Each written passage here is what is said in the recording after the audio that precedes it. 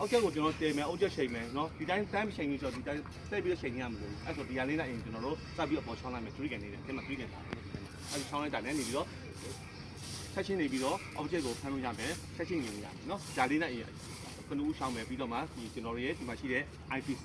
နော် eyepiece နဲ့နေပြီးတော့ဒီဖမ်းပြီးတော့အဲ့ဆိုတော့ချိန်တာကတော့ဒီ original နဲ့ဒီ eyepiece နဲ့ adjust လုပ်တာပေါ့ဒါနဲ့ပြီးပါတော့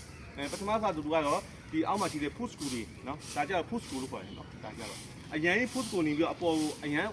ဆွဲမတင်နိုင်နဲ့ foot screw အရင်ဆွဲတင်အောင်ရှိရင်ခါကြရင်မတင်မဲ့ပဲနဲ့နေပြီးတော့ဘလောက်ပဲအကောင်းပြည့်တယ်အသိပြည့်ဟောင်းပြည့်တယ်ဒီအောက်က base plate နဲ့ဒီဟာနဲ့တွတ်ထုတ်ပါရှိ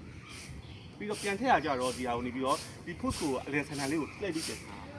အဲ့တော့တောင်းရင်းဖြစ်နေရတော့ဆိုင်အဲ့ဒီမှာမိုထဲမှာနေပြီးတော့ဖော့ထဲမှာနေပြီးတော့အဆင်ပြေရလို့ရှိရအဲ့ grand ပြလိုက်လို့ရှိရင်တော့ပြီးဒီဟာတွေကတော့ပြီးတော့ပဲ့သွားပြီနော်အဲ့တော့ဒါတွေကကျွန်တော်တို့ဒီ decision မဟုတ်ခင်တော့မှဒီလိုလုပ်လာခဲ့ရင်ထည့်လိုက်ရင်ဒါတွေက practice ပြီးသွားလိမ့်